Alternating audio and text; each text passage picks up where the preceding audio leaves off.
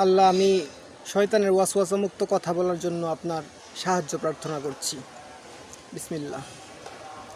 আজকের ভিডিওর টপিক কুকুর।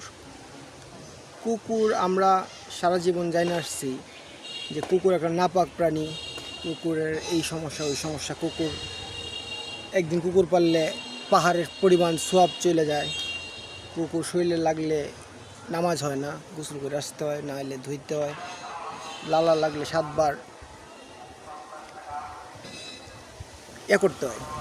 এই বিষয়ে আলোচনা করতেছি। আচ্ছা, আলোচনা শুরু করার আগে আমি একটা সতর্কবার্তা দিয়ে যাই।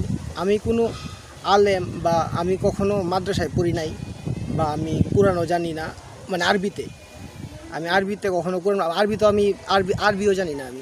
আমি যা জানি সব বাংলায় জানি। আর এখন অনেকেই কিছু বললে, ধর্ম নিয়ে কিছু বললে অনেকেই নাস্তিক, কাফের এইগুলা ট্যাগ লাগায় দেয়। আসলে ট্যাগ লাগানোর কিছুই নাই। আমি আল্লাহ আমাকে যেই জ্ঞান দিয়েছে এই জ্ঞানের ব্যবহার করছি। আল্লাহ তো জ্ঞান দিয়েছে, জ্ঞানের হিসাব নিবে আমার কাছ থেকে। আমার জ্ঞানের হিসাব তো আমার কাছ থেকে নিবে। আল্লাহ তো আমাকে বলবে যে তোমার যে জ্ঞানের কী ব্যবহার তুমি করছো। আমি আমার জ্ঞানের ব্যবহার করতেছি। এই ভিডিওটা পুরোপুরি আমার পার্সোনাল অপিনিয়ন। মানে আপনারা মানে যদি দেখেন ভিডিওটা, তাহলে মানে বক ভিডিও মনে করতে পারেন, এরকম টাইপের ভিডিও আর কি। মানে এমন হইতে পারে যে লং ভিডিও, আপনি লং শেষ পর্যন্ত গিয়ে মনে হইলো আপনার কাছে যে আপনি পাগলের প্রলাপ শুনছেন। মানে আপনার সময় যদি অনেক মূল্য থাকে তাহলে হয়তো বা না দেখতেও পারেন। আমি উৎসাহিত করতেছি না কাউকে আমার ভিডিও দেখার জন্য। আমি উৎসাহিত করতেছি না কাউরে যে আমার কথা শোনার জন্য, আমার কথা শুনিয়া তার ডিসিশান চেঞ্জ করার জন্য। আমি কখনো কারো কাছে আমার এই ভিডিও শেয়ার করব না। আমি কখনো কাউকে বলবো না subscribe me, follow me, like me, এইগুলো কিছুই বলবো না। আমি আমার জাস্ট পার্সোনাল ফিডব্যাকের জন্য আমি এই বিষয়গুলো রেকর্ড করে রাখতেছি, এবং এইগুলো যাতে চিরস্থায়ী থাকে এই জন্য পোস্ট করতেছি। কারোর আমারে আবার কেউ কাফের বইলা বাসা বাড়িতে হামলা দেওয়ার চেষ্টা করবেন না। অনেকেই আজকে সকালে একটা লাইভ করছিলাম, তার ওইখানে আমার এক ফ্রেন্ড, ছোট্টবেলার বন্ধু, সে বলল যে নাস্তিক হয়ে যেতেছ নাকি। আসলে নাস্তিকের মানে কি সে এটাই জানে না। কাফের কাকে বলে তারা এটা জানে না। একটা শুনছে যে নাস্তিক কাফের, জাস্ট এটা বলে ফেলে। এখন এই ধরনের কথা বললা বা আমি কাউরেই কোনো আঘাত দিতে চাই না। আমি জাস্ট আমার অপিনিয়নগুলো আমি রেকর্ড করতেছি। আমি কারোর বিরুদ্ধে না, আমি কোনো হুজুরের বিরুদ্ধে না, আমি কোনো আলেমের বিরুদ্ধে না। আমি আল্লাহর কথাগুলো বলতে চাইতেছি মানুষের কাছে। আমি আশা করব সবাই আমার কথাগুলা যদি কেউ শুনেন তাহলে নিজ দায়িত্বে শুনবেন। এটা কোনো কিছুর জন্য বা কোনো ইয়ার জন্য আমি দায়ী না। আর এই কুকুর নিয়ে ভিডিওটা উৎসর্গ করা আমার বন্ধু রাজন বর্মনের জন্য। কারণ সে কুকুরের অনেক ভালোবাসে। তার ভালোবাসার কারণে আমি কুকুরের ভিডিওটা তার জন্য উৎসর্গ করলাম। আর আচ্ছা, কুকুর হারাম নাকি হালাল, আজকে আমরা এই বিষয়ে কথা বলবো। এটা ভিডিওটা হলো একটা অ্যানালাইসিসের মতো আর কি। আমরা এই বিষয়টা দেখব যে কী অবস্থা, কী কারণে কুকুর নাপাক হয়ে গেল। আল্লাহ কি কুকুরের কথা কোরআনে বললে কিভাবে বলছে, বা হাদিসে বললে কিভাবে বলছে, কেন নাপাক হয়ে গেল। চমৎকার একটা প্রাণী। আমার কুকুরের প্রতি আকর্ষণ ছোটোবেলা থেকেই। কুকুর আমার সাথে অটোমেটিক, মানে ম্যাগনেটিক টাইপের আর কি, অটোমেটিক আমার সাথে অ্যাডজাস্ট হয়ে যায়। একটা কুকুরের সাথে আমি যদি শীষ দিই, যদি আমি ডাক দিই, একটা কুকুর আইসা পড়ে আমার কাছে। মানে খুব ফ্রেন্ডলি কুকুরের আচরণ। যারা কুকুর পালেন তারা অবশ্যই জানেন যে কুকুর চমৎকার একটা প্রাণী। এই জন্য আসলে এই থেকে। আর তাছাড়া আমি কুকুর পালা ছেড়ে দিছি আপনার 4-5 বছর হইব। কারণ এই ধরনের কথার লেগে যে একদিন যদি কেউ কুকুর পালে তার আমলনামা থেকে 1 পাহাড় সমান সোয়াব চলে যাবে। এখন আমার 1 পাহাড় হয়েছে না কি চিন্তা করে আমি আসলে কুকুর পালা ছেড়ে দিছি। এখন কুকুর পালি না। এই বিষয়টা এই জন্যই, মানে কুকুরের প্রতি ভালোবাসার জন্যই আমি কুকুর নিয়ে ভিডিও বানাইতেছি। আমি আবারও বলতেছি, আমি নাস্তিক নই। আল্লাহর প্রতি বিশ্বাস, নবীজির প্রতি বিশ্বাস, পূর্ববর্তী গ্রন্থের প্রতি বিশ্বাস, সকল বিশ্বাস আমার আছে। এইটা আমার অ্যানালাইসিস, যেটা আমি রিসার্চ করতেছি যে এই বিষয়টা, যে আসলে যে বিষয়টি আল্লাহ কোরআনে লেখছে, যেই বিষয়গুলো আল্লাহ কোরআনে বলছে, অবশ্যই আল্লাহ যেই কথা বলে নাই বা আল্লাহ যেই কথা বলছে আমাদের নবী হযরত মুহাম্মদ সাল্লাল্লাহু আলাইহি ওয়াসাল্লামও তার বিরুদ্ধে কোনো কথা বলবে না, কারণ এটা আমরা কোরআন পড়েই জানতে পারছি যে নবী আল্লাহর কথা ছাড়া কোনো কথাই বলেন নাই। তার মানে যদি কোনো কথা এমন কোনো কথা থাকে যেটা আল্লাহর বিরুদ্ধে যায়, নবী আল্লাহর বিরুদ্ধে গিয়ে বলে, তাহলে বোঝা লাগবে এই কথাটা হ্যান্ডমেডেড, মানে হিউম্যান মেডেড।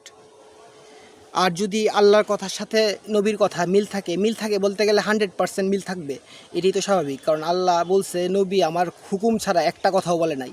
আল্লাহ যদি এই কথা বলছে যে নবী তার হুকুম ছাড়া একটা কথাও বলে নাই, তাহলে এমন হবে না যে আল্লাহ একটা জিনিস হালাল করবে নবী এটা হারাম করবে, বা আল্লাহ হারাম করবে নবী হালাল করবে। সকালের ভিডিওটা ছিল গান বাজনা নিয়ে। আল্লাহ কোথাও গান বাজনা হারাম করে নাই। লাহু আল হাদিসের কথা বলছে। লাহু আল হাদিস শব্দের অর্থ হলো অবাঞ্ছিত কথা। এগুলোর তো গান শব্দের অর্থ তো আল্লাহ জানে। যদি গান বাজনা হারাম করতো আল্লাহ অবশ্যই বলতো তোমাদের জন্য গান হারাম করা হইল। এখন ভিডিও শুরু করার আগে আমি ছোটোবেলায় যখন কুকুর পালতাম, আমার সবসময় একটা দুটা কুকুর থাকতোই আমার সাথে। আমার এই কুকুর এতটাই অ্যাটাচ ছিল যে আমি যদি কোনো সময় নানু বাড়িতেও যেতাম, তখন আমার পাশাপাশি সে মানে সাথে সাথে সে রিক্সা উঠে নানু বাড়িতে চলে যেত। তখন আমার নানু বাড়ি আবার হলো মোল্লাপাড়া, ওইখানে সব হুজুর টাইপের মানুষ, তারা আবার এই বিষয়টা মানে নিতে পারতো না। কুকুরটা আসলে অনেকেই এখনও নিতে পারে না অনেকেই। আমি যখন কুকুর পালতাম, আমি যখন হাঁটতাম, পিছনে হাঁটতো, তখন একটা হুজুর থাকলে বা একজন দাড়ি টুপিওয়ালা মানুষ থাকলে, আমি খারাপভাবে বলতেছি না, মানুষ থাকলে তারা একটু এড়ায় চলতো যাতে যে পাঞ্জাবির মধ্যে না লাগে। কুকুরটা লাগলে তো সে আবার ধুইতে হইব, এই বিষয়টা মেনটেন করতো আর কি। এখন এই বিষয়টা মেনটেন করাতে আমার এইটা খুব ইগোতে লাগতো। তখন তো আমি ওইভাবে আসলে কোনো কিছু রিসার্চও করতাম না। এখন যেভাবে করি ওইভাবে করতামও না। আচ্ছা, তাহলে ভিডিও শুরু করি। আজকের ভিডিও টপিক কুকুর হারাম না হালাল, মানে খাওয়ার জন্য না, কিন্তু হারাম না হালাল মানে কি আমরা পালতে পারবো না পালতে পারবো না। আর কেউ যদি খাওয়া ফেলায় ওই দিকে যাদের মানে খাওয়ার আছে তারা খাইতে পারবে, এটা তো আর হারাম আল্লাহ বলে নাই তো কোথাও কুকুরে। আল্লাহ কি কুকুরের বিষয়ে কোরআনে কোথাও বলছে? অবশ্যই বলছে পবিত্র কোরআনে। এই যে দেখেন, পবিত্র কোরআনে কাল্ব মানে কুকুর শব্দটার আরবি শব্দ হলো কাল্ব বা কুকুর। শব্দটি কয়েকটি আয়াতে উল্লেখ করা হয়েছে। প্রধানত শিকারী কুকুরের কার্যকারিতা, আসহাবে কাহাবের গুহাবাসীর এই বিষয়গুলো পড়ি। আচ্ছা, সূরা আল মায়েদা, মানে আল্লাহ কোরআনের মধ্যে কুকুরের বিষয়ে কী বলছে প্রথম এটা পড়বো, তারপরে কেন এটা হইল ওইটা পড়বো। আচ্ছা, প্রথম আল্লাহ বলছে সূরা আল মায়েদা আয়াত 4, শিকারী কুকুর। আল্লাহ তাআলা বলেন, তারা আপনাকে জিজ্ঞেস করে তাদের জন্য কি হালাল করা হয়েছে, বলুন তোমাদের জন্য পবিত্র বস্তুসমূহ হালাল করা হয়েছে এবং শিকারী জন্তু যেগুলো তোমরা প্রশিক্ষণ দাও, এইভাবে যে আল্লাহ তোমাদের যা শিক্ষা দিয়েছেন তা থেকেই তোমরা তোমাদের প্রশিক্ষণ দাও। সুতরাং তারা তোমাদের জন্য যা ধরে রাখে তা তোমরা খাও এবং তার উপর আল্লাহর নাম উচ্চারণ করো। মানে কুকুর যদি আমি পালি বা শিকার, এখন তো শিকার হয় না, যখন শিকার হইতো তখন যদি আমি শিকার করতাম কুকুর দিয়ে, আর কুকুর দিয়ে শিকার করে আমাদের আশেপাশে যে প্রাণীগুলো আছে এর মধ্যে তো কুকুর দিয়েই তো আমরা শিকার করে দিতে পারবো। কুকুর তো বশ মানবে, শিকার সবই করানো যাবে। যারা কুকুর পালেন তারা বুঝবেন যে কুকুর দিয়ে করানো যাবে। আচ্ছা, তাহলে এখানে কিন্তু আল্লাহ কুকুরে হারাম বা নাপাক বা মানে নিরুৎসাহিত করছে এরকম কোনো কথা নাই, আমরা পাই নাই। প্রশিক্ষিত কুকুর মানে তাৎপর্যটা পড়ি তাও। প্রশিক্ষিত কুকুর বা শিকারী প্রাণীর মাধ্যমে শিকার করা বৈধ এবং তা থেকে আহার করা জায়েজ আছে। মানে কুকুর যদি কিছু ধরে রাখে, আমার লাগে একটা পাখি ধরে রাখে বা আমি একটা পাখি গুলি করে মারলাম, পাখি মারা ঠিকও না, আবার ঠিক না, পাখি মারা ঠিকও না, কারণ বিলুপ্ত হয়ে যাবে। পাখিটা এক্সাম্পলে বললাম যে পাখি মারলাম, কুকুরটা গিয়ে নিয়ে আসলো, এই পাখিটা আমি খাইতে পারবো, মানে আমার জন্য জায়গা আছে। যে সে ধরে রাখলো একটা প্রাণী যেটা আমি খাবো, সে ধরে রাখলো, আমি গিয়ে ধরলাম, ধরে আল্লাহর নাম জপে খাইতে পারবো, এইটা আল্লাহ বলছে আমাকে, মানে পারমিশন দেওয়া হয়েছে, না করা হয়েছে না কিন্তু। আচ্ছা, তারপরে সূরা আল কাহাফের মধ্যে আল্লাহ 309 বছর ঘুম পাড়ায় রাখে এক দলের কথা বলছে। কাহাফ যে দলের সূরার মধ্যে আছে, এই কাহাফ সূরার মধ্যে গিয়ে পড়তেছি। এখন আল্লাহ তাআলা আসহাবে কাহাফের গুহাবাসীর বর্ণনায় উল্লেখ করেছেন, আর তুমি তাদের মনে করতে। আচ্ছা, এটা আমি পড়ি একবার সূরা মাঝখানে না পড়াতে শুরু থেকে পড়ি, ভালো লাগবে। আচ্ছা, তারপর সূরা আল আরাফের আয়াত 176 উপমা দৃষ্টান্ত, মানে আল্লাহ দৃষ্টান্ত দিয়েছে। আল্লাহ তাআলা বলেন, আমি ইচ্ছা করলে তার মর্যাদা বাড়িয়ে দিতাম এগুলার মাধ্যমে, কিন্তু সে পৃথিবীর দিকে ঝুঁকে পড়তো। মানে আল্লাহ মানুষের কইতেছে, মানুষের মর্যাদা বাড়াই দিত, কিন্তু সে পৃথিবীর দিকে ঝুঁকে পড়তো এবং তার প্রবৃত্তির অনুসরণ করত। সুতরাং তার উপমা কুকুরের মতো, মানে কুকুরে দিয়া আল্লাহ উপমা দেওয়া দিছে, যদি তার উপর বোঝা চাপিয়ে দাও তবে সে জিব্রা বের করে হাবাবে। মানে যদি মানুষের উপর বোঝা চাপিয়ে দাও তাহলে সে জিব্রা বের করে হাবাইবে। আল্লাহ কুকুর দিয়ে উদাহরণ দিছে, আল্লাহ অনেক জিনিস দিয়ে মানুষের সাথে উদাহরণ দিছে, আল্লাহ মশারে দিয়ে উদাহরণ দিছে। আল্লাহ এমনও বলছে যে আমি কীট পতঙ্গ দিয়ে উদাহরণ দিতে লজ্জাবোধ করি না। মানে আল্লাহ করে না কারণ আমরা কীট পতঙ্গের মতো আল্লাহর কাছে আরও কমও হইতে পারি, এই জন্য আল্লাহ লজ্জাবোধ করেন না। আল্লাহ বলছে কীট পতঙ্গ দিয়ে উপমা দিতে, তাহলে কুকুর দিয়ে উপমা দিছে। তো উপমা দেওয়াতে যারা আমার আয়াতগুলোকে মিথ্যা বলে, মানে যারা আয়াতগুলো মিথ্যা বলে তাদেরকে বলছে আমি ইচ্ছা করলে তাদের মর্যাদা বাড়িয়ে দিতাম ওগুলোর মাধ্যমে, কিন্তু সে পৃথিবীর দিকে ঝুঁকে পড়তো। মর্যাদা বাড়িয়ে দিলে পৃথিবীর দিকে ঝুঁকে পড়তো, অহংকারী হয়ে যেত এবং তার প্রবৃত্তি অনুসরণ করতো। সুতরাং তার উপমা কুকুরের মতো, যদি তুমি তার উপর বোঝা চাপাও তবে সে জিহ্বা বের করে হাঁপায়, আর যদি তাকে ছেড়ে দাও তবুও সে হাঁপায়। এটি সে সব সম্প্রদায়ের উপমা যারা আমার আয়াতগুলোকে মিথ্যা বলে। মানে কুকুর যেভাবে হাঁপায়, মানে কুকুরে কিন্তু আল্লাহ এভেনেও নেগেটিভ করে নাই। আল্লাহ বলছে মানে কুকুর যেভাবে হাঁপায়, আমরা দেখছি গরমের মধ্যে কুকুর যেমন জিরা বা করে এরকম করে, এইটা দিয়ে বোঝানো হয়েছে মানুষকে, যাতে মানুষ বুঝতে পারে যে তারা কি করবে বা কি করে। আচ্ছা, তারপরে এইখানে হলো, আচ্ছা তাহলে কাহাফের ঘটনাটা পড়ি। আমরা সূরা কাহাফে চলে যাই সরাসরি, আমি করে রাখছি আগেই। আচ্ছা, 20টা আয়াত পড়লেই ওকে হয়ে যাবে সব কিছু, কুকুর নিয়ে কথাবার্তা, কোরআনের কথাবার্তা। আচ্ছা তাহলে শুরু করি, শুরু থেকে সূরা কাহাফের 1 নম্বর আয়াত থেকে পড়তেছি। সব প্রশংসা আল্লাহর, যিনি নিজের বান্দার প্রতি গ্রন্থ নাজিল করেছেন এবং তাতে কোনো বক্রতা রাখেননি। মানে আচ্ছা, মানে তো আসলে সহজ কথা, একদম সহজ। আল্লাহ বলছে কোরআন হইল মানুষ তার ছেলেকে যেভাবে চিনে, মানুষ তার সন্তানকে যেভাবে চিনে, কোরআনকে সে সেইভাবে চিনবে। এতই সহজ করে আল্লাহ বানানো হয়েছে। আল্লাহ বারবার বলছে কোরআন সহজ, কিন্তু কিছু মানুষ কোরআনকে কঠিন বানানোর জন্য শুভঙ্করের ফাঁকি বলতেছে, দর্শনের গালাতাছে বলতেছে, এবং তারাই সমাজের সবচেয়ে উচ্চপদস্থ ইসলামিক লোকজন। তাদের মুরিদ আছে, তাদের এই আছে, তাদের সেই আছে। মানে আল্লাহর গ্রন্থের এই যে এইভাবে আল্লাহ বলার পরেও আল্লাহ যদি বলে যে সব প্রশংসা মহান আল্লাহর, যিনি নিজের বান্দার প্রতি গ্রন্থ নাজিল করেছেন এবং তাতে কোনো বক্রতা রাখেন নাই, মানে কোনো কেস কোনো কিছু নাই, সব কিছু ক্লিয়ার করে রাখছে আল্লাহ আমাদের জন্য। এবং আল্লাহর প্রশংসা করতে বলতেছে আমাদেরকে, কারণ যেহেতু আমাদেরকে কোরআন দেওয়া হয়েছে। আচ্ছা, 2 নাম্বার, একে সুপ্রতিষ্ঠিত করেছেন যা আল্লাহর পক্ষ থেকে একটি ভীষণ বিপদের ভয় প্রদর্শন করে এবং মুমিনদেরকে যারা সৎকর্ম সম্পাদন করে এবং তাদের সুসংবাদ দান করে তাদের জন্য উত্তম প্রতিদান রয়েছে। আবার পড়ি, একে সুপ্রতিষ্ঠিত করেছেন, মানে কোরআনকে সুপ্রতিষ্ঠিত করেছেন আল্লাহ, যা আল্লাহর পক্ষ থেকে একটি ভীষণ বিপদের ভয় প্রদর্শন করে এবং মুমিনদের যারা সৎকর্ম সম্পাদন করে তাদেরকে সুসংবাদ দান করে, যে সৎ কাজ করলে সুসংবাদ, উত্তম প্রতিদান পাবো, মানে আমরা জান্নাত পাবো, তাতে জানবো এবং তাতে চিরকাল থাকবে। মানে জান্নাতে আমরা চিরকাল থাকবো। চিরকাল বলতে গেলে আমরা যে জান্নাতে একবার নিবে আমাদের তারপরে আমরা চলে আসবো এমন না। চিরকাল বলতে অনন্তকাল, মানে চিরকাল বলতে সবসময় আমরা থাকবো, ওইখানেই থাকবো, ওইখান থেকে যাবো না।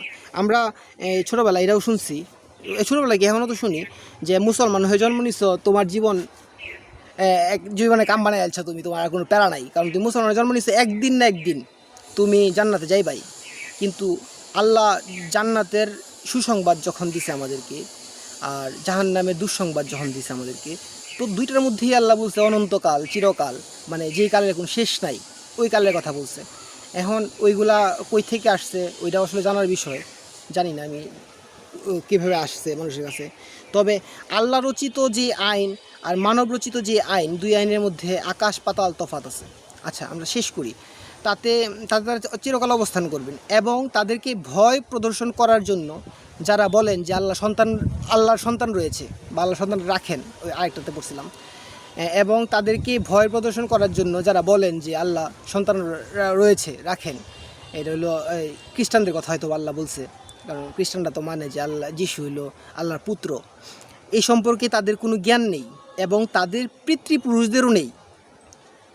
এত কঠিন তাদের মুখের কথা, তারা যা বলে তা সবই তো মিথ্যা।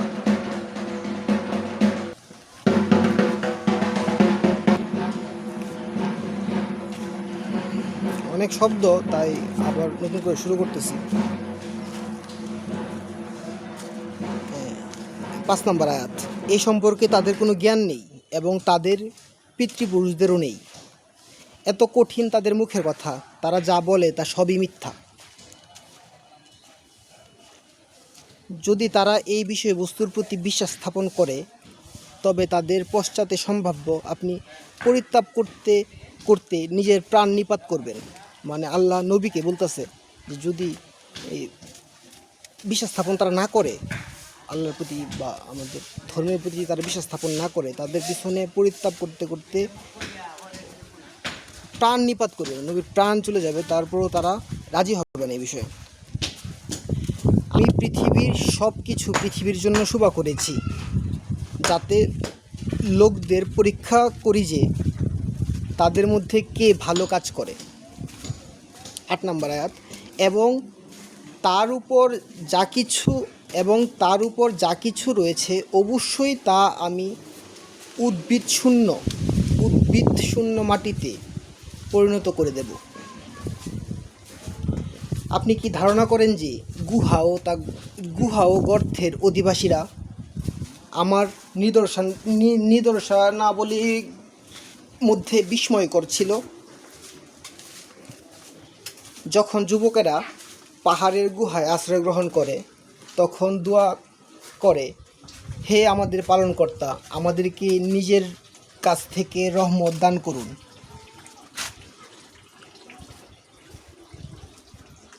এবং আমাদের জন্য আমাদের কাজ সঠিকভাবে পূর্ণ করুন। তখন আমি কয়েক বছরের জন্য গুহায় তাদের কানের উপর নির্দার পর্দা ফেলে দেই। আমি আরেকটা অনুবাদে পড়ছিলাম যে 309 বছর অতিরিক্ত আরও কত বছর। আচ্ছা, এখানে কয়েক বছর লিখছে, হইতে পারে, সমস্যা নেই, এটা তো কোনো বিষয় না। তারপর আমি তাদেরকে পুনরুত্থিত করি, মানে নির্ধার স্থাপন করার পরে, তাদের ঘুম পাড়ানোর পরে আবার তাদেরকে আবার তুলে, যাতে এই কথা জানার জন্য যে দুই দলের মধ্যে কোন দল তাদের অবস্থানকাল সম্পর্কে অধিক নির্ণয় করতে পারে। মানে তাদের মধ্যে 2টা দল আছে নাকি, বোঝা গেল 2টা দলের মধ্যে কে তাদের কত বছর ছিল তারা এই গুহার ভিতরে, এই বিষয়টা কত নির্ণয় করতে পারে, যে তারা 2 দলের মধ্যে কোন দল সঠিকভাবে বলতে পারে যে কত বছর ছিল তারা। 13 নম্বর আয়াত, আপনার কাছে তাদের ইতিবৃত্তান্ত সঠিকভাবে বর্ণনা করছি। তারা ছিল কয়েকজন যুবক, তারা তাদের পালনকর্তার প্রতি বিশ্বাস স্থাপন করেছিল এবং তাদের সৎপথে চলার শক্তি বাড়িয়ে দিয়েছিলাম। আল্লাহর প্রতি বিশ্বাস স্থাপন করলে আল্লাহ সৎপথের শক্তি বাড়ায় দিব, এটা হইল আল্লাহর কথা। আচ্ছা, আমি তাদের মন দৃঢ় করেছিলাম যখন তারা উঠে দাঁড়িয়েছিল। ততপর তারা বলল, আমাদের পালনকর্তা আসমান ও জমিনের পালনকর্তা, আমরা কখনোই তার পরিবর্তে অন্য কোনো উপাস্যকে আহ্বান করিব না। যদি করি তবে তা অত্যন্ত গৃহীত কাজ হবে। এরা আমাদেরই স্বজাতি। এরা তার পরিবর্তে অনেক উপাস্য গ্রহণ করেছে। তারা এদের সম্পর্কে প্রকাশ্য প্রমাণ উপস্থিত করে না কেন? যে আল্লাহ সম্পর্কে মিথ্যা উদ্ভাবন করে, তার চাইতে অধিক গুনাহগার আর কে? মানে একটা বিষয় এনে বোঝা গেল, মানে এই বিষয়টা হলো যে যখন পৃথিবীর যখন সকল মানুষ গুমরাহিতে চলে গেছিল, তখন একটা দলের কথা আল্লাহ বলছে, যে দলটা গুহায় আশ্রয় নিয়েছিল, আল্লাহর পথে থাকার জন্য, আল্লাহর পথে থাকার জন্য গুহায় আশ্রয় নিয়েছিল এই দলটা। এবং এই দলের কথোপকথন চলতেছে এখানে, মানে আল্লাহ স্বজাতি তারা পরিবর্তন, আচ্ছা যে তাদেরই স্বজাতি যে অন্যরা উপাসনা করতেছে, আর বলছে যে সবচেয়ে খারাপ কাজ হলো আল্লাহরে ভুলভাবে আল্লাহ খোঁজা আর কি, এভাবে বুঝাইছে। যে আল্লাহ সম্পর্কে মিথ্যা উদ্ভাবন করে তার চাইতে অধিক গুনাহগার আর কে, মানে তার চেয়ে বেশি গুনাহগার আর কেউ নাই। যে আল্লাহ সম্পর্কে মিথ্যা উদ্ভাবন করব, যে মিথ্যা একটা বিষয়টা কইব যে আল্লাহর, বা এইভাবেই তো হ্যাঁ আল্লাহর কইব বিষয়টা।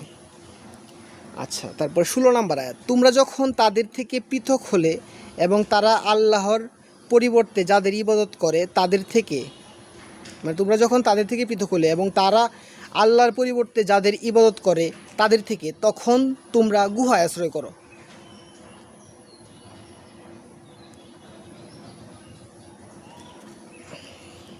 আল্লাহ গুহায়, মানে যদি আমরা এমন কোনো সময় আসে যখন আমরা আশেপাশে সকল মানুষ যখন গুমরাহিতে চলে যাবে, যখন আর কোনো আমাদের কোনো আর থাকবে না, তখন আমরা গুহায় আশ্রয় নিতে বলছি। আল্লাহর পক্ষ থেকে আমাদেরকে সাহায্য করবেন, তোমাদের পালন করা তোমাদের জন্য দয়া বিস্তার করবেন, এবং তিনি তোমাদের জন্য তোমাদের কাজকে, তোমাদের কর্মকে ফলপ্রসূ করার ব্যবস্থা করবেন। মানে আল্লাহ কথা দিছে আর কি, মানে প্রতিশ্রুতি দিচ্ছে ব্যবস্থা করবেন। মানে তোমরা যখন তোমাদের থেকে পৃথক হলে এবং তারা আল্লাহর পরিবর্তে যাদের ইবাদত করে তাদের থেকে, মানে আল্লাহ ছাড়া যাদের ইবাদত করে তাদের থেকে যখন পৃথক হওয়ার পরে গুহায় আশ্রয়ের কথা বলতেছে, যে গুহায় আশ্রয় নিলে তাইলে আল্লাহর পক্ষ থেকে আমাদেরকে আল্লাহর নিয়ামত আমাদেরকে দেওয়া হবে।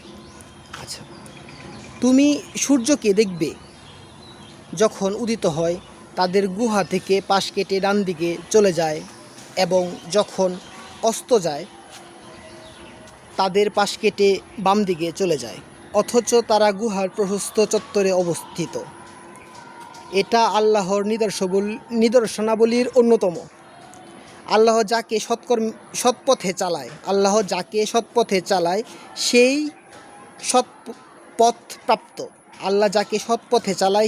সৎপথ প্রাপ্ত।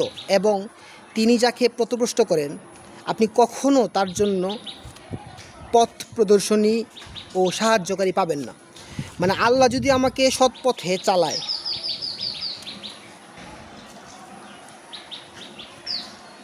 নিদর্শন দিল আল্লাহ, যে সূর্য একদিক দুইটা একদিক যেহেতু তারা এর ভিতরেই আসেন, কেউ দেখছে না কখনো। আচ্ছা, এমন কিছু অনেক বছর, 309 বছর তো বহু বছর, এত বছর পর্যন্ত ছিল আল্লাহ ওইখান থেকে এইভাবেই আল্লাহ প্রায় ঘুম পাড়ায় রাখছে। আচ্ছা, লাস্টের কথা রইল যে আল্লাহ যাকে সৎপথে চালান সেই সৎপথ প্রাপ্ত, এবং তিনি যাকে পথভ্রষ্ট করেন আপনি কখনো তার জন্য পথ প্রদর্শনকারী ও সাহায্যকারী পাবেন না। মানে আল্লাহ সাহায্য ছাড়া আর কি সাহায্য করে, কথা তো আমরা কেউ না, নোবডি। আল্লাহ বলেছে তুমি মনে করবে তারা জাগ্রত, মানে ওই গুহাবাসীর কথা বলতেছে, তুমি মনে করবে তারা জাগ্রত অথচ তারা নিদ্রিত, তারা ঘুমিয়ে আছে। আমি তাদেরকে পার্শ্ব পরিবর্তন করাই, ডান দিক থেকে বাম দিকে তাদের কুকুর ছিল। মানে ওই দলের মধ্যে যেই দল পৃথিবীর সকল মানুষ যখন গুমরাহির মধ্যে চলে গেছে, তখন একটা মাত্র দল, যেই দল গুমরাহি থেকে বাঁচার জন্য আল্লাহর আশ্রয়ে গুহার মধ্যে আশ্রয় নিচ্ছে, আল্লাহ সাহায্য প্রার্থনা করছে, আল্লাহ সাহায্য করছে। ওই দলের মধ্যে একটা কুকুর ছিল। মানে কুকুর পালাটা ফরজ বললে কি ভুল হইব, মানে ওই দলটার মধ্যে একটা কুকুর ছিল, যে যেই দলের কথা আল্লাহ কোরআনে তুলছে, যেই দলের আল্লাহ পৃথিবীর সকল মানুষ যখন গুমরাহির মধ্যে চলে গেছিল তখন তাদেরকে আল্লাহর পথে রাখছে, তাদের সাথে তাদের কুকুর ছিল। এটি কিন্তু চিন্তা করার বিষয়। আল্লাহ জ্ঞান দিয়েছে, আমরা আরেকজনের কথা শুনি না নাচার জন্য না, নিজে নিজে জ্ঞান খাটানোর জন্য। এই কোরআনের মধ্যে যে কুকুরের কথা এতবার বললো, কেন বললো আল্লাহ, এটাও বোঝার জন্য। কিন্তু আমরা তো আসলে আরেকজনের কথা শুনি না, সবসময় মনে করি যে আসেই তো আরেকজন তো করে দিল আমার জন্য কি আরেকজন চিন্তা করবে? আমার জিনিস, আমার ইবাদত, আমার আল্লাহর প্রতি প্রতিশ্রুতি, আল্লাহর নিয়ামতগুলো প্রশংসা যখন আমি করব, আমার নিজের করতে হইব, আরেকজনকে করে দিলে হইব আমারটা। আচ্ছা, তারপরে তাদের কুকুর ছিল সামনের পা দুটি গুহাধারে প্রসারিত করে। কুকুর কিন্তু এইভাবেই বসে, সামনে দুইটা পা দিয়া আমার টয়টাও, এই টয় ছিল, জ্যাক ছিল, এরা এইভাবে বসতো। আচ্ছা, যদি তুমি উকি দিয়ে তাদেরকে দেখতে, তবে পিছন ফিরে পলায়ন করতে এবং তাদের ভয়ে আতঙ্কগ্রস্ত হয়ে পড়তে। আচ্ছা, আমি এমনি করে তাদেরকে জাগ্রত করলাম যাতে তারা পরস্পর জিজ্ঞাসাবাদ করে। তাদের একজন বলল, আমরা কতকাল অবস্থান করেছি? তোমরা কতকাল অবস্থান করেছ?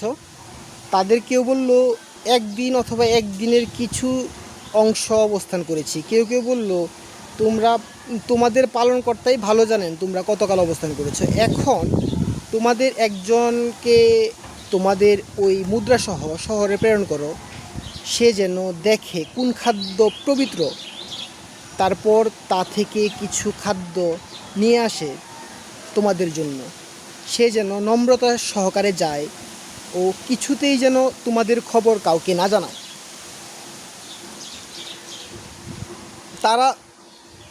তারা যদি তোমাদের খবর জানতে পারে, তবে পাথর মেরে তোমাদেরকে হত্যা করবে অথবা তোমাদেরকে তাদের ধর্মে ফিরিয়ে নেবে, তাহলে তোমরা অবশ্যই সাফল্য লাভ করবে না। এমনিভাবে আমি তাদের খবর প্রকাশ করে দিলাম, যাতে তারা জ্ঞাত হয় যে আল্লাহর ওয়াদা সত্য এবং কিয়ামতের কোনো সন্দেহ নেই। যখন তারা নিজেদের কর্তব্য বিষয়ে পরস্পর বিতর্ক করেছিল, তখন তারা বলল, তাদের উপর সৌধ নির্মাণ করো। তাদের পালনকর্তা তাদের বিষয়ে ভালো জানেন। এবং কর্তব্য বিষয়ে যাদের মত প্রবল হলো, তারা বলল, আমরা অবশ্যই তাদের স্থানে মসজিদ নির্মাণ করব। অজ্ঞাত বিষয়ে অনুমানের উপর ভিত্তি করে এখন তারা বলবে, তারা ছিল 3 জন, তাদের চতুর্থটি ছিল তাদের কুকুর। সূরা কাহাফের 22 নম্বর আয়াত, খুবই ইম্পর্ট্যান্ট একটা আয়াত, কারণ ওইখানে আল্লাহ ওই দলের মধ্যে মানে কুকুরটারেও আইনা মিশাইতেছে জন্য একটা আয়াতের মধ্যে কুকুর কতবার বলছে শুনবেন। অজ্ঞাত বিষয়ে অনুমানের উপর ভিত্তি করে এখন তারা বলবে, তারা ছিল 3 জন, তাদের চতুর্থটি ছিল তাদের কুকুর। এ কথাও বলবে তারা 5 জন, তাদের ষষ্ঠটি ছিল তাদের কুকুর। 2বার কুকুর এলো। আরও বলবে তারা ছিল 7 জন, তাদের অষ্টমটি ছিল তাদের কুকুর। মানে 3বার, একটা আয়াতে 3বার কুকুরের কথা বলা হয়েছে। আল্লাহ এই 6666 আয়াতের মধ্যে বারবার মানে একটা আয়াতের মধ্যে 3টা বাক্য ইউজ করবে কুকুরের নামে। এই কুকুরে আমরা ওইভাবে দেখব আর আল্লাহ আরেকভাবে দেখাবে আমাদেরকে। এটা আসলে বুঝে আসতেছে না আমার। এতবার বলা হয়েছে, মানে এটা তো অবশ্যই ইম্পর্টেন্ট একটা প্রাণী। মানে যখন কুকুর যখন পালবেন, এটা কুকুর যখন আপনি লালন পালন করবেন, তখন আপনি বুঝবেন কুকুরের গুরুত্বটা কতটুকু। আমার একটা কুকুর ছিল অনেক আগে, আমি ছোট ছিলাম তখন আমার রাত্রেবেলা ঝড় হওয়ার একটা আশঙ্কা হইতেছিল, আকাশের পরিস্থিতি এরকম হইতেছিল যে একটা বড় সড়ো ঝড় হবে। তখন কুকুরটা আব্বার দোকানে গেছে, গিয়ে আব্বারে কাপড়ের মধ্যে কামড় দিয়ে টানতাছে বাসা তাওয়ার লাগিয়া। আব্বারে হে লুয়ে বাসা তাইছে, আব্বা বাসাতে ঢুকছে আর ঝড়ও শুরু হয়েছে। মানে এটা সবার সাথে হইবে এমন না, কিন্তু বিষয়টা যে হয়েছে চমৎকার একটা বিষয় হয়েছে যে কুকুর কতটুকু হেল্পিং হ্যান্ড, যারা কুকুর পালে তারা বুঝবে। আচ্ছা, একটা আয়াতের মধ্যে আল্লাহ মানে ওই দলটার মধ্যে আল্লাহ কুকুরটা মিশানোর জন্য একটা আয়াতের মধ্যে 3বার কুকুরের কথা বলছে, যা তাদের চতুর্থটি, ষষ্ঠটি, সপ্তমটি, অষ্টমটি এভাবে বলা হয়েছে। তার মানে কুকুরের গুরুত্ব আমাদের কোরআন অনুসারে অনেক। যেহেতু ওই দলের মধ্যে যে দলের কথা আল্লাহ কোরআনে তুলছে, ওই দলের মধ্যে যে দলের কথা আল্লাহ বলছে যে তা যখন কেউ ছিল না, মানে কেউ আল্লাহর কথা বলতেছিল না, সবাই যখন অন্য ধর্মের অন্য প্রভুর উপাসনা করত, তখন তারা আল্লাহর উপাসনা করত। তো ওই দলটা তো মহান একটা দল, যেই দলের কথা বলছে। আর ওই দলের মধ্যে একটা কুকুর ছিল, তাহলে কুকুরও মহান। আমার মতে আমি আমার মত কারোর উপর চাপাই দিতে চাই না, আমি কারোর বলতে চাই না যে আপনারা কুকুর পালেন, এটা তো আপনাদের ব্যক্তিগত বিষয়। আমি আমার মতটা ক্যামেরাতে রেকর্ড করতেছি। আচ্ছা, সাধারণ আলোচনা ছাড়া আপনি তাদের সম্পর্কে বিতর্ক করবেন না এবং তাদের অবস্থান সম্পর্কে তাদের কাউকে জিজ্ঞাসাবাদও করবেন না। আপনি কোনো কাজের বিষয়ে বলবেন না যে সেটা আমি আগামীকাল করব। আমরা অনেক সময় এরকম করি যে মানে অগ্রিম বলে ফেলি যে কালকে পরে আর যাওয়া হয় না। যাওয়া হয় না, কারণ হলো তখন এই বিষয়টা বলতে হইব যে আল্লাহ যদি চায়, মানে আল্লাহ চাইলে যাব, এভাবে বলতে হইব। এই জন্য এই একটা পড়া। আচ্ছা, আরেকদিন পুরোটা শেষ করবো ইনশাল্লাহ। আচ্ছা, এখন হলো আমরা পড়লাম হইলো কোরআনের মধ্যে কুকুর সম্পর্কে কি বলা হয়েছে। এখন আমরা যেটা বুঝলাম, পইরা যেটা বুঝলাম যে 4 বার 5 বারের মতো কুকুরের কথা আল্লাহ উল্লেখ করছে। আর 5 বারের মতো উল্লেখ করার পরে আবার ইম্পর্টেন্ট রোলের মধ্যে কুকুর ছিল, যে ওই দলের মধ্যে দল কিন্তু আমরা আমাদের যে কুকুর ছিল, লাস্ট যে কুকুরটা ছিল টয়, আমরা যেই মাঠে আড্ডা মারি, ওই মাঠে যতক্ষণ আমরা আড্ডা মারতাম কুকুরটা ততক্ষণ থাকতো। একদম শেষ করে যখন চলে যেতাম, তখন আড্ডা যখন শেষ করে যেতাম তখন তার সাথে সাথে যাইতো। একটা প্রভু ভক্ততা কুকুরের মধ্যে আছে, যেটা অন্য কোনো প্রাণীর মধ্যে নাই। কুকুরের মধ্যে যেটুকু আছে এইটুকু অন্য কোনো প্রাণীর মধ্যে নেই। এই চরম একটা প্রভুভক্ত প্রাণী। আর ওই দিক দিয়ে আল্লাহ যেহেতু কোরআনের মধ্যে এভাবে সম্মানিত করছে কুকুরকে, আমরা কেন অসম্মান করব এটা আসতেছি। কিন্তু আল্লাহ হারাম বা নাপাক এই শব্দগুলোর অর্থ তো আল্লাহ জানতো, বা আরবিতে তো আল্লাহ লিখতে পারতো যে শুকুরকে আমাদের জন্য হারাম করা হয়েছে। শুকুরের মাংস, শুকুরকে না, কিন্তু শুকুরের মাংস আমাদের জন্য হারাম করা হয়েছে। অনেকে শুকুরকে হারাম বলে শুকুরের নাম নিলে নাকি 40 দিন পর্যন্ত মুখ নাপাক থাকবো, পাক হইতো না, এটি বলে অনেকেই। কিন্তু শুকুরের মাংস হারাম করা হয়েছে। যদি আপনি মনে করেন যে শুকুর পালবেন, তাহলে পাললেও যে আহামরি গুনাহ হইব এমন কিছু না। কারণ প্রকৃতিতে প্রত্যেকটি প্রাণীরই প্রয়োজন আছে। আল্লাহ একটু আগে পড়ছিলাম যে আল্লাহ প্রত্যেকটা বিস্তৃত করছে। আল্লাহ প্রত্যেকটা প্রাণীর শুকুর মাটিরে উর্বর করে, পরিবেশ ঠিক করার জন্য এটা অনেক গুরুত্বপূর্ণ শুকুর আমাদের জন্য। আচ্ছা, কুকুরের কথাই ছিলাম। তারপরে আল্লাহ 5 বার কুকুরের নাম নিল। কুকুরকে আল্লাহ ইচ্ছা করলে একটা আয়াত তো লাগে না, 2টা শব্দেই বলতে পারতো, কুকুর নাপাক, কুকুর হারাম, জাস্ট এইটুকু বললেই হইতো। এই জন্য আল্লাহ এতগুলা শব্দ ইউজ করলো কুকুর নিয়ে। 5 বারের মতো যদি কুকুরের নাম বলা হয়, 2 বার বললেই হইতো। আল্লাহ তো অহেতুক কোনো আয়াত দেন নাই, অহেতুক কোরআনের মধ্যে অহেতুক কোনো শব্দ নাই। যে শব্দগুলো আছে, যে জায়গার মধ্যে থাকার কথা এই জায়গার মধ্যেই আছে। এখন আমরা এটা কোরআন থেকে জানলাম। কোরআন থেকে আমরা দেখলাম যে কুকুর পালার মধ্যে কোনো নিষেধাজ্ঞা আল্লাহ দেয় নাই।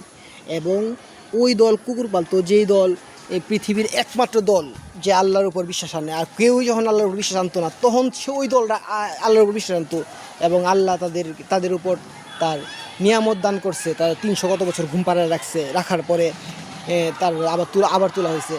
তখন আবার পৃথিবী অন্যরকম হয়ে গেছে, তখন তারা উঠছে। একটা সিনেমাও করছে তাদেরকে নিয়ে, আবার দেখলাম ওই দিন। আচ্ছা, এখন আমরা জানলাম যে কোরআনের মধ্যে কুকুর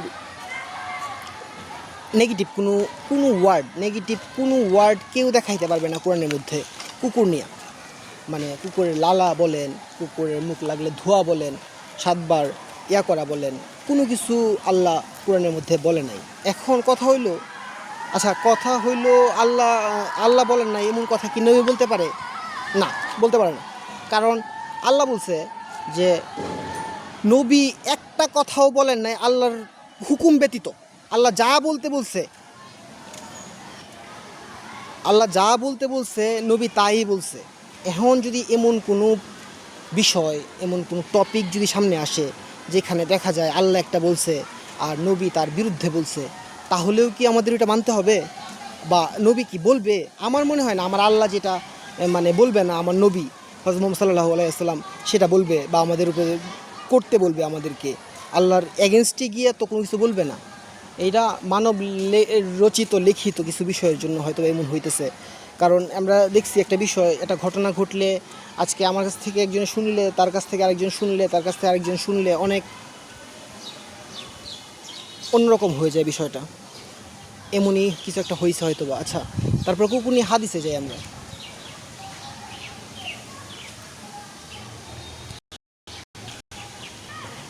আচ্ছা, কুকুর নিয়ে হাদিস।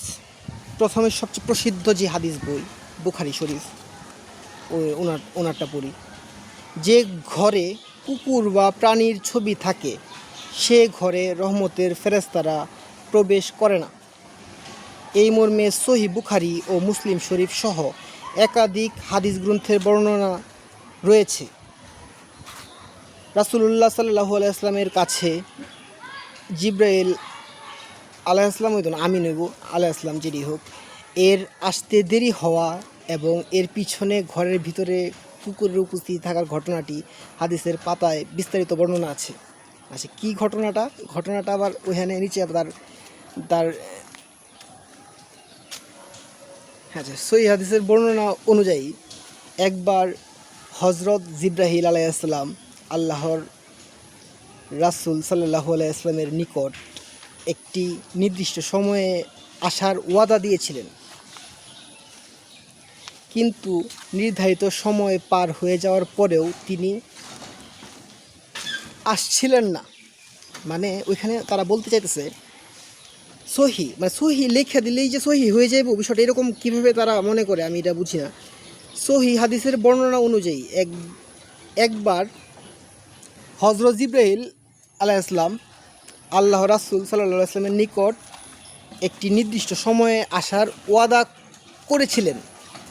মানে জিব্রাইল আমিন যে নবীজির কাছে আসতো, ওইটা কার হুকুমে আসতো?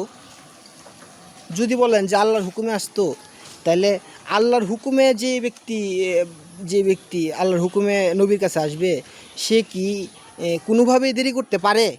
মানে আল্লাহ জাস্ট বলে যে হয়ে যায় যে জায়গার মধ্যে, ওই জায়গার মধ্যে আল্লাহ একজনকে পাঠাবে তার নবীর কাছে, মানে তার প্রতিনিধির কাছে। আল্লাহ যখন কাউকে তার প্রতিনিধির কাছে পাঠাবে এবং সে যদি এই প্রতিনিধি যদি ওয়াদা করে, এখানে কি একটা সিস্টেমেটিক ভুল করছে, কেউ কিন্তু এটা ধরলো না, কেউ কিছু বললো না।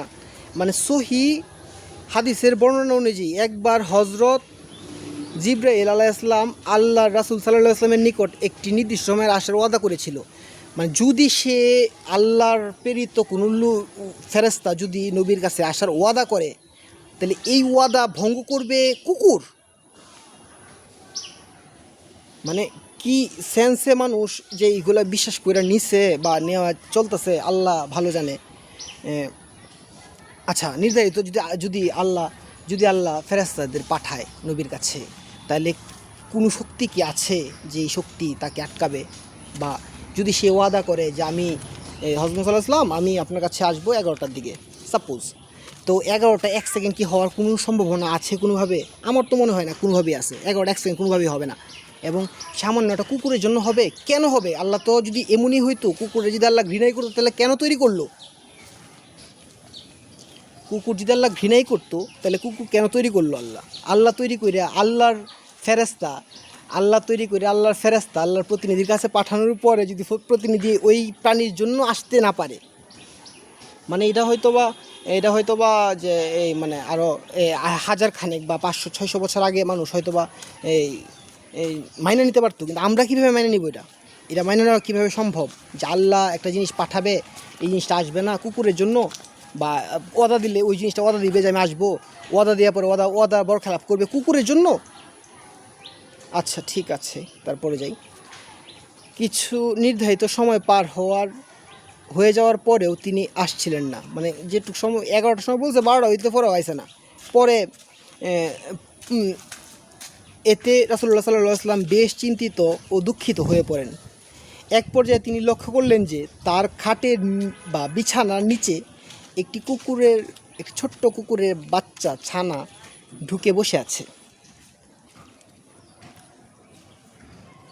মানে একটা ছোট্ট কুকুরের বাচ্চা ছানা যদি ঢুকে বসে থাকে, তাহলে নবীর কাছে ফেরেশতা আসতে পারবে না। আমরা আগেও শুনছি যে ছবি থাকলে, কুকুর থাকলে ফেরেশতা আসতে পারে না। ফেরেশতা আসতে পারে না মানে ফেরেশতা কি অটোমেটিক আপনার কাছে আসবে? ফেরেশতা হইল আল্লাহর রোবট। মানে পুরা সিস্টেমটার মধ্যেই নষ্ট করে রাখছে ওরা যে ফেরেশতা জিনিসটা কি? ফেরেশতা কি নিজের ইচ্ছা মতো মানুষের ঘরে যায় নাকি আল্লাহ পাঠায়? যদি আল্লাহ পাঠায় থাকে, তাহলে ছবি আর কুকুরে কি আটকাইতে পারবো? যদি আল্লাহ একটা জিনিসে কোথাও পাঠায়, আল্লাহ যদি কোনো ফেরেশতা হইলো আল্লাহর রোবট। আল্লাহ যা করতে বলে তারা তা করে, আর কিছুই না। আল্লাহ যা করতে বলে তারা তা করে। এখন ফেরেশতাদেরকে যদি আল্লাহ আমার ঘরে পাঠায় রহমত দেওয়ার জন্য, তাইলে ছবি আর কুকুরের জন্য আসবে না? তাইলে কুকুরে আল্লাহ কেন সৃষ্টি করছেন আপনি? এই প্রশ্নটা যদি এই পর্যন্ত ভিডিও কেউ দেখবেন নাকি আল্লাহ ভালো জানে। যদি কেউ দেখে থাকেন তাহলে একটু জানাবেন আমাকে এই প্রশ্নের উত্তরটা, যে কীভাবে সম্ভব এগুলা। আচ্ছা, তারপরে নবী সাল্লাল্লাহু আলাইহি ওয়াসাল্লাম তখন কুকুর ছানাকে ঘর থেকে বের করার নির্দেশ দেন এবং স্থানটি, মানে নির্দেশ দেওয়ার পরে স্থানটি পানি দিয়ে পরিষ্কার করেন। তারপর জিবরাইল আলাইহিস আগমন করেন। মানে ওইখানে, মানে আমি কি হাসবো না কি বলবো বুঝতেছি না, যে আল্লাহ জিবরাইল আমিনরা পাঠাইছে নবীর কাছে, বা জিবরাইল আমিন কথা দিয়ে গেছে যে আমি অমুক সময় আসব, তখন ওই সময়ে সে আসতে পারে নাই কুকুরের জন্য। পরে কুকুরের সরাইয়া পানি ছিঁড়া দেওয়ার পরে, মানে পানি ছিঁড়াতে কি পাক হয়ে যায় বা নাপাক হয়ে যায়, মানে আমি আসলে বুঝি না বিষয়গুলো কীভাবে যে আসলে এই মানুষ এতদিন পর্যন্ত, এখন পর্যন্ত কেউ এই বিষয় নিয়ে কোনো কথা বলে না। এখন পর্যন্ত কেউ বলে নাই যে তোমরা কুকুরে যত ঘৃণা করতেছো কেন করতেছো। আল্লাহ তো কুকুরের প্রশংসা দিয়ে, আমরা তো যা এই পর্যন্ত যা পড়ছি কুকুরের পজিটিভনেস পড়ছি, কোনো নেগেটিভ কোনো ওয়ার্ড তো, একটা শব্দ তো কুকুরের নেগেটিভ পাওয়া যায় নাই।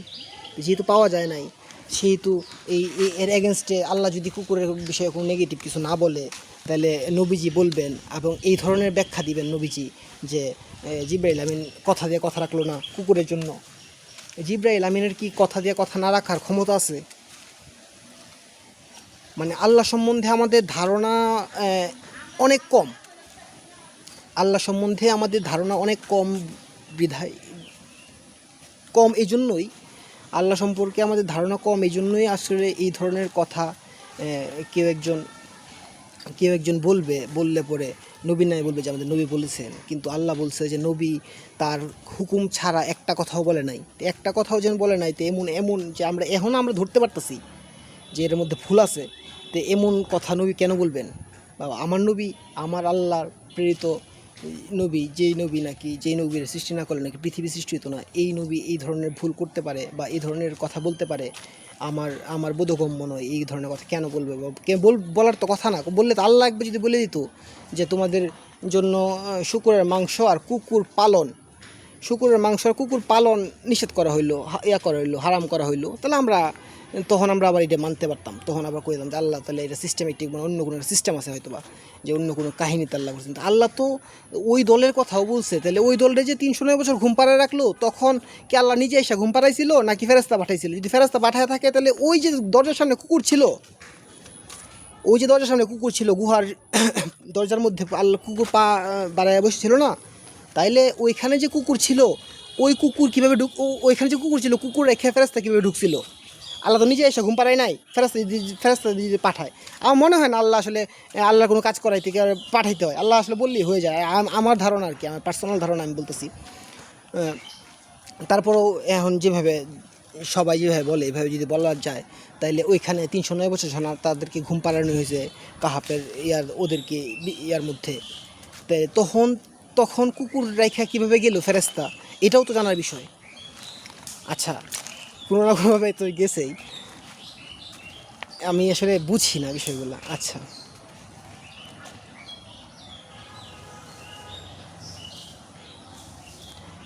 আচ্ছা, এরপর আরও কি আছে? বুখারী শরীফে আরও আছে।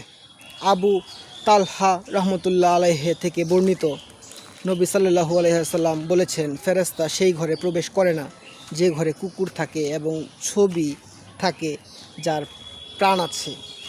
মানে প্রাণ আছে এমন কোনো ছবি যদি ঘরের মধ্যে থাকে বা টানানো থাকে বা নিচে থাকে বা যেভাবে থাকলে ওইখানে ফেরেশতা করে না।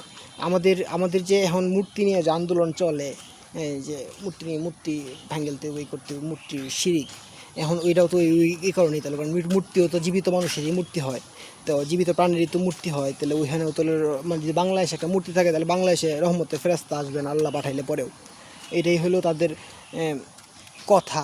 কিন্তু এইভাবে কন্ট্রাডিকশন কথা তো হবে না। আল্লাহ একটা বলবেন, আমাদের হযরত মুহাম্মদ সাল্লাল্লাহু আলাইহি ওয়াসাল্লাম একটা বলবেন, বা এইভাবে বলবেন, এই ধরনের কথা তো বলার প্রশ্নই আসে না। কারণ এইভাবে তো অযৌক্তিক, অবৈজ্ঞানিক একটা কথা, যে কুকুরের জন্য আল্লাহর আল্লাহর প্রেরিত কোনো জিনিস কুকুরের জন্য যাইতে পারে নাই, তার কথার বরখেলাপ করছে সে। আচ্ছা, আরও আছে ওই দিন, এই যে ওইদিকে দেখি আরও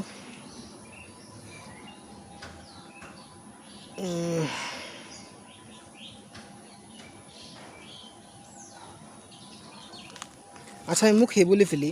আরও আছে হলো আল্লাহ আল্লাহ বলছে, এই হজরত মুসা আলাইহিস সালাম বলছে যে যেই ব্যক্তি বিনা কারণে একদিন কুকুর পালবে তার তার আমল নামা থেকে এক খুতবা না কি জানি বলে ওই ওই পরিমাণ সব কাইটে নেওয়া হবে।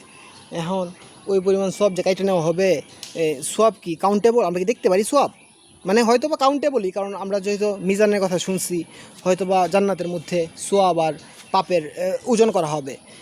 ওজনের মধ্যে কি মানে ওই আমরা তো বুঝতে পারবো যে এক পাহাড় সমান চলে গেছে, এক উহুদ পাহাড় সমান পরিমাণ সোয়াব আমার আমল নামা থেকে কেটে নেওয়া হবে যদি আমি একদিন কুকুর পালি বিনা কারণে। এখন যারা কুকুর পাললে ঘরে নিয়ে শুয়ে রয়েছে বছরের পর বছর, তাদের তো কত পাহাড় যাবে। আর আমার থেকে যে আমি একদিন পালবো, একদিন পালার চিন্তাই তো আমি করতে পারি নাই, কারণ আমি এক পাহাড় পরিমাণ সোয়াব কি আসলে আমি আমার এই পুরা জীবনে কি কামাইছি না কামাই নাই, ওইটাও তো আসলে চিন্তা করার বিষয়। আর এর মধ্যে এক পাহাড় পরিমাণ সোয়াব যদি চলে যায়, মানে এভাবে কুকুর পালার সাথে সব চলে যাওয়ার কি সম্পর্ক? বা আমি সব কিভাবে ভালো কাজ করে সব কামাইছি, যে ভালো কাজ করব সব কামাবো, পরে একদিন কুকুর পালবো আমার সব চলে যাবে, এটি একটা নাটকীয় একটা ঘটনা যদি না হয় তাহলে কি এগুলা? মানে কীভাবে বলে যে এই হারাম? এই যে তিনটি ক্ষেত্র ব্যতীত কুকুর পালন করা হারাম।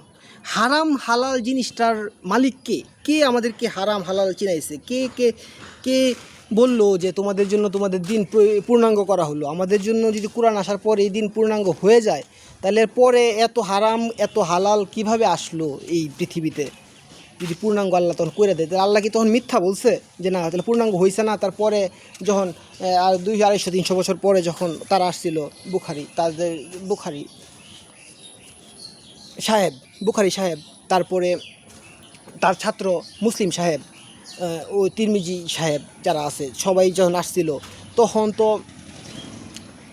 তো দিন পূর্ণাঙ্গ হয়েছে। তাহলে ও এতদিন নবী থাকাকালীন, সাহাবীরা থাকাকালীন, তাবেঈনরা থাকাকালীন, তাবেঈনরা থাকাকালীন কিন্তু দিন প্রতিষ্ঠা হয় নাই তাদের কথা মতে।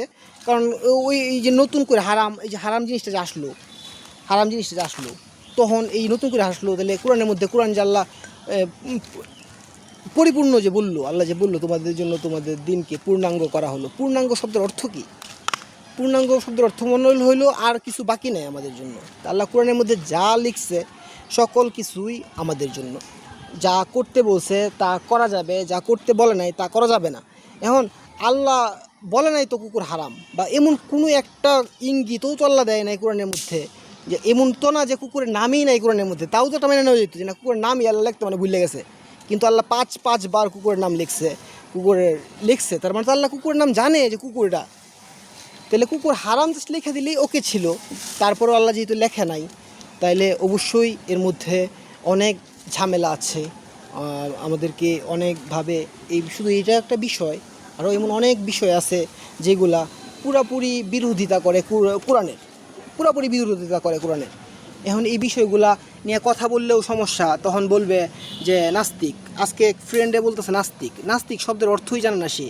বেদের যে বেদকে যে বিশ্বাস করে না সে হল নাস্তিক।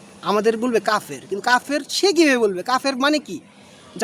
যার ভিতরে আল্লাহর বিশ্বাস নাই সে হলো কাফের। আর আমার ভিতরে কি আছে না আছে এটা কি আরেকজন আমার কি দেখে আমার কথা শুনে বুঝে ফেলবে? আমি তো পাগল হইতে পারি, আমি মুখে একটা বলি, আমি ভিতরে আরেকটা হইতে পারি না? তাইলে ওইখানে এইভাবে কীভাবে বলে?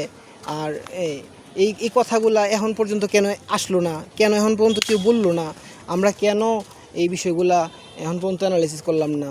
আজকে সকালের আগেও শুনছি, আজকে সকালে আবার দেখলাম এই ভিডিওটা আসলো সামনে, বলতেছে যে শুধু কোরআন কিছুই না, কোরআন শুভঙ্করের ফাঁকি, দর্শনের গালাত আছে, এই সেই আছে, মানে কোরআনের তুচ্ছতাচ্ছিল্য করতেছে।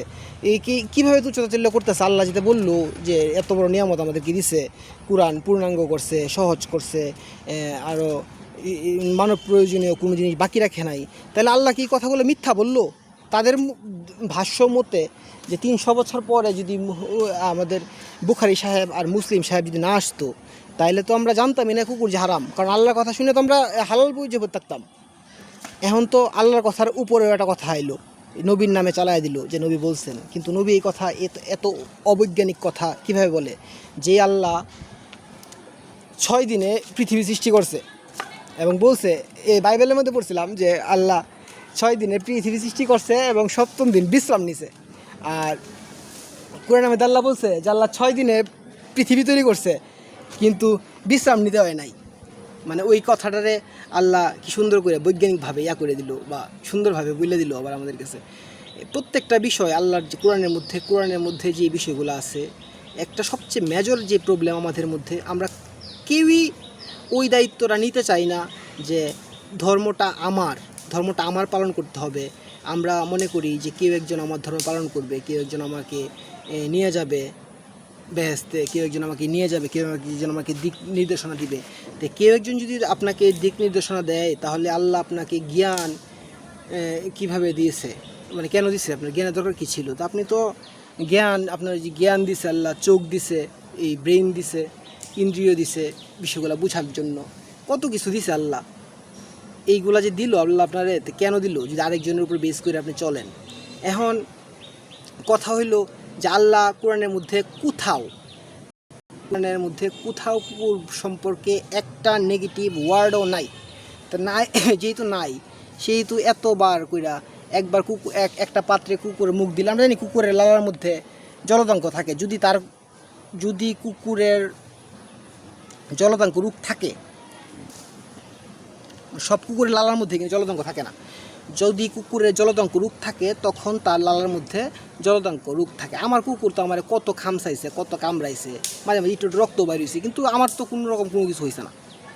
পাগল তো আমি হয়েছি না, মানুষ মনে করে কিন্তু আমি না, পাগল তো আমি হই নাই। আর লালা থাকতেই পারে, লালা থাকলে ধুইলে যে লালা যেমন কুকুরের মধ্যে আছে এমন তো এই কলাবাদুরের মধ্যেও আছে, এমন তো কলাবাদুরের ভাইরাস তো সবচেয়ে বড় ভাইরাস, র্যাবিক্স নাকি জানি নাম। আর শিয়ালের মধ্যেও তো আছে, সকল প্রাণীর মধ্যেই তো কিছু না কিছু আছে।